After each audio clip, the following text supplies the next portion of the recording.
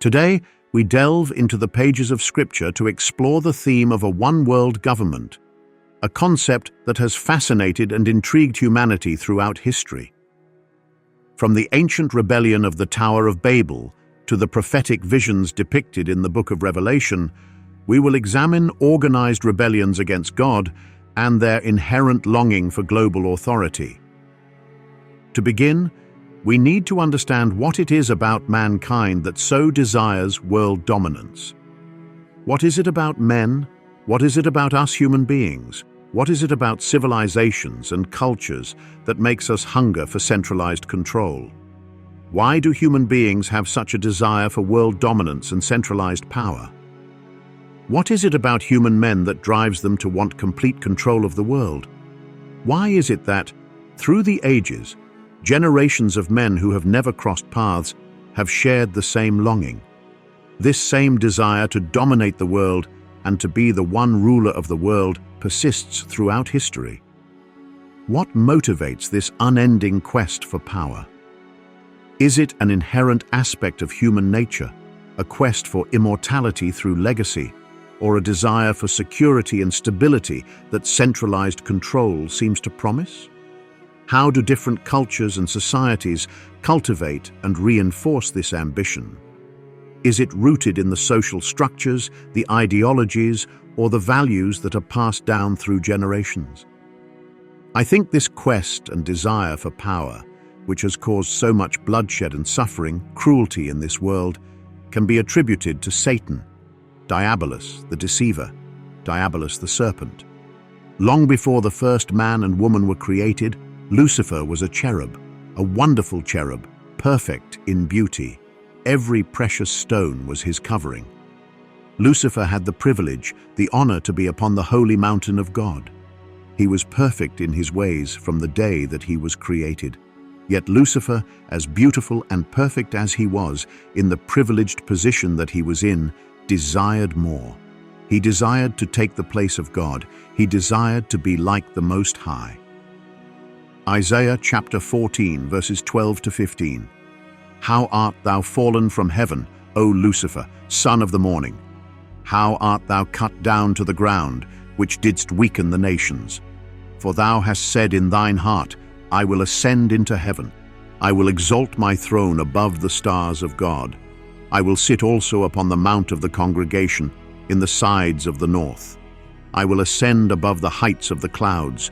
I will be like the Most High. Yet thou shalt be brought down to hell, to the sides of the pit. This is the first recorded instance of pride. Pride is behind Satan's fall. Pride is behind the rule of the Antichrist in Revelation. He wants worship that belongs to God alone. Pride is behind every king, queen, emperor, or ruler that has ever attempted to rule the world under their leadership. To understand the system of the Antichrist, we must recognize that true insight can only be gained by examining past rebellions. By doing so, we can discern patterns and observe a recurring force in the world, a force that has persistently pushed for a global ruler. This enduring spirit has always sought a singular global authority. In the book of Genesis, we encounter the story of the Tower of Babel. Babel, also known as Babylon, refers to both a city and a kingdom mentioned in the Bible. Babel was founded by Nimrod, a significant figure from the lineage of Cush. Tales and myths about him have been told throughout the centuries. He appears as a character in the mythology of many ancient cultures. Because the Bible does not go into great detail about him, there are a lot of myths and assumptions which surround him. Legends have been created because of this man, and myths have been created about this man. One of which being that he believed that if he shot at the clouds, his arrow will return stained with the blood of an angel. That quote, however, is not in Scripture, but when researching this individual, I found it to be an interesting quote that some commentators of his story used. One of the reasons why some scholars describe Nimrod as a type of Antichrist is because of his name. The meaning of his name is rather suggestive. Nimrod signifies the rebel, or we will rebel. And proponents of this viewpoint argue that this is a fitting description for a man that foreshadow the lawless one, Who shall oppose and exalt himself above all that is called God, as seen in 2 Thessalonians 2:4? And who shall stand up against the Prince of Princes, as seen in Daniel 8:25? Nimrod was a mighty hunter before the Lord, and there are indeed a lot of outlandish myths surrounding him, such as I previously stated, that he believed that if he shot at the clouds, his arrow will return stained with the blood of an angel. However, even his kingdom fell.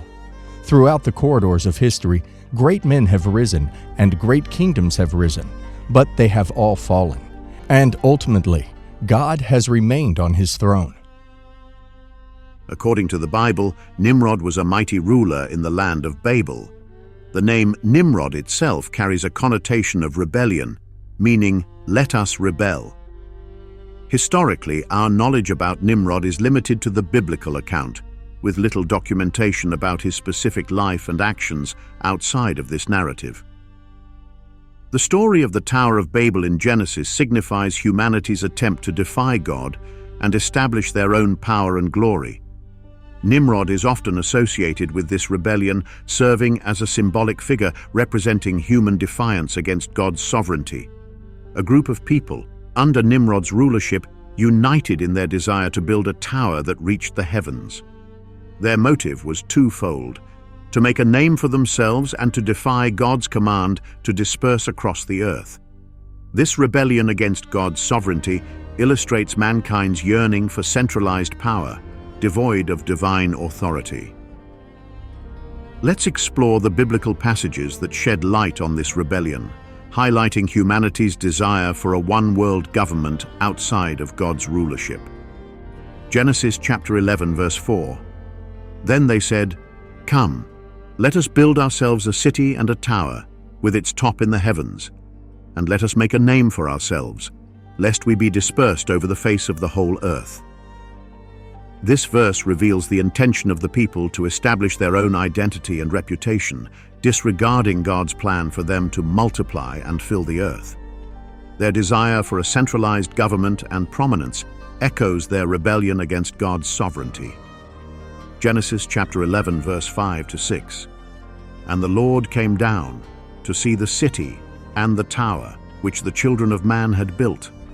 And the Lord said, "Behold, they are one people, and they have all one language, and this is only the beginning of what they will do, and nothing that they propose to do will now be impossible for them." God's response demonstrates his awareness of the rebellious spirit and the potential danger it poses. He acknowledges their unity and the strength that comes from working together towards a common goal. This highlights the human yearning for centralized power and the potential consequences that can arise from it. Genesis chapter 11, verse 8 to 9. So the Lord dispersed them from there over the face of all the earth, and they left off building the city. Therefore its name was called Babel, because there the Lord confused the language of all the earth, and from there the Lord dispersed them over the face of all the earth. These verses reveal the consequence of their rebellion. God intervened by confusing their language, causing them to abandon the construction of the tower and scattering them across the earth. The name Babel itself carries the meaning of confusion, symbolizing the outcome of their defiance. This account of the Tower of Babel serves as a significant reminder of humanity's inclination to pursue centralized power and rebellion against God's divine authority. It demonstrates the inherent desire within us to make a name for ourselves, often at the expense of obedience to God's commands. The desire for a one-world government did not end with the Tower of Babel. Throughout history, individuals and groups have attempted to establish such a global authority. Let us consider a few examples. The Roman Empire. Under leaders like Julius Caesar and Augustus, the Roman Empire sought to expand its reach across Europe, Asia, and Africa, establishing a vast and centralized authority. Genghis Khan and the Mongol Empire. Genghis Khan, originally named Temujin, united the disparate Mongol tribes in the early 13th century through a combination of strategic alliances, military prowess, and sheer force. Under his leadership, the Mongol Empire rapidly expanded, becoming one of the largest contiguous empires in history. Genghis Khan's military campaigns were marked by their speed, efficiency, and brutal effectiveness. His conquests stretched from Eastern Europe across Asia, including parts of modern-day China, Russia, the Middle East, and into the fringes of Europe. Genghis Khan's vision was not merely territorial conquest, but the establishment of a unified empire under his centralized rule.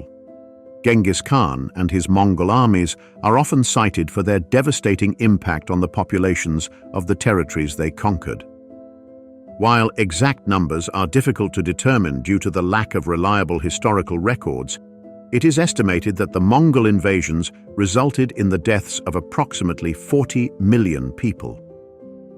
Given that the global population during Genghis Khan's time, early 13th century, is estimated to have been around 400 to 500 million, this means that the Mongol conquests led to the deaths of roughly 8% to 10% of the world's population at that time.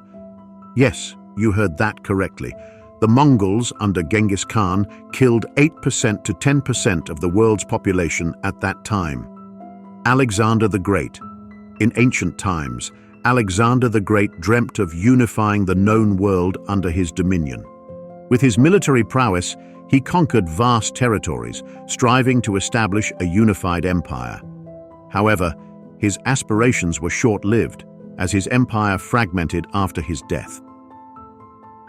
Napoleon Bonaparte.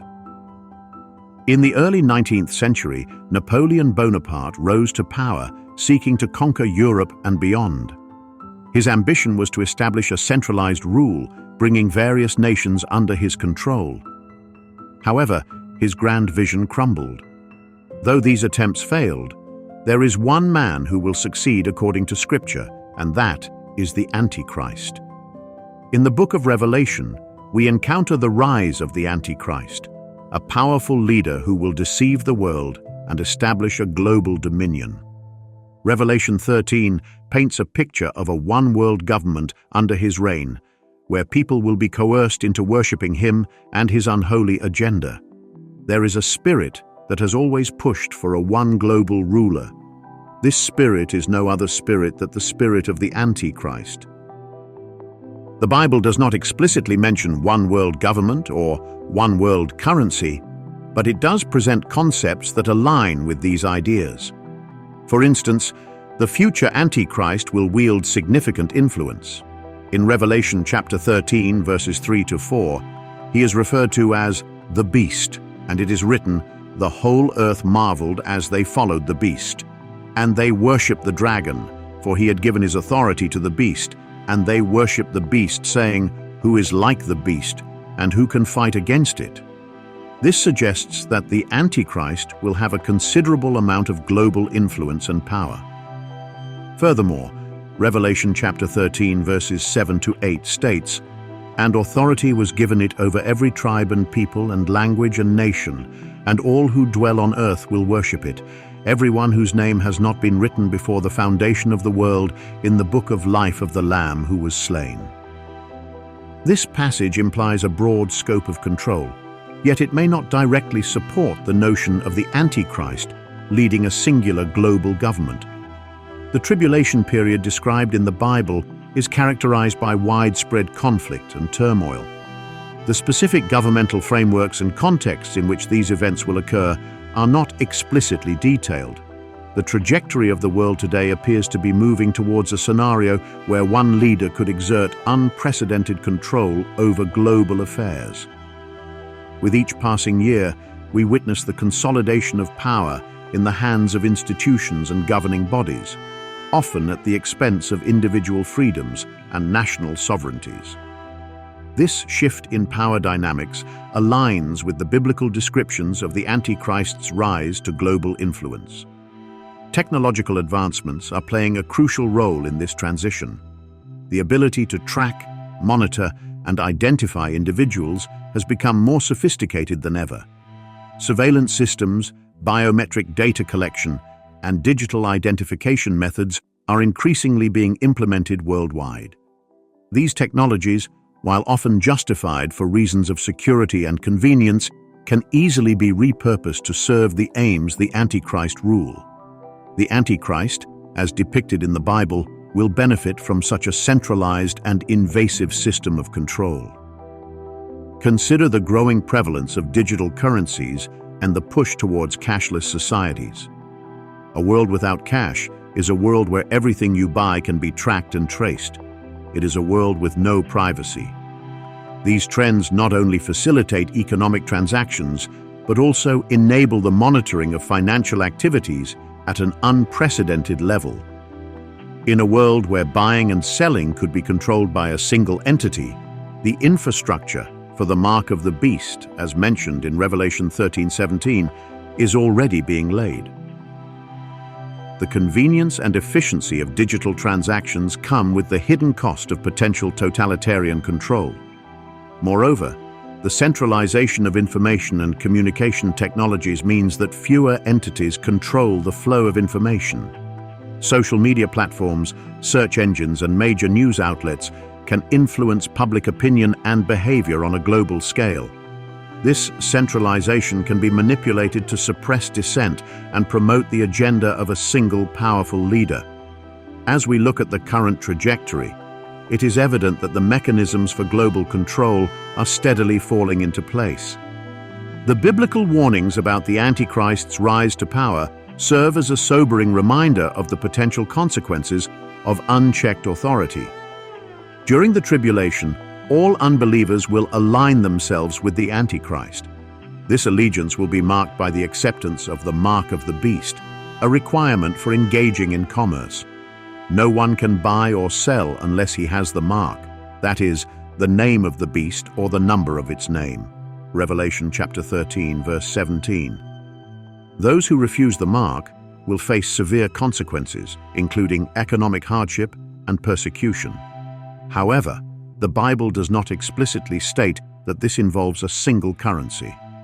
This prophecy could be fulfilled through various means that do not necessarily involve a unified currency. Modern financial systems already facilitate transactions across multiple currencies, making a single global currency unnecessary for the fulfillment of this prophecy, although it remains a possibility. What is evident from these prophetic descriptions is that those living during the tribulation will face challenging decisions. Rejecting the worship of the Antichrist and refusing his mark will lead to suffering and persecution.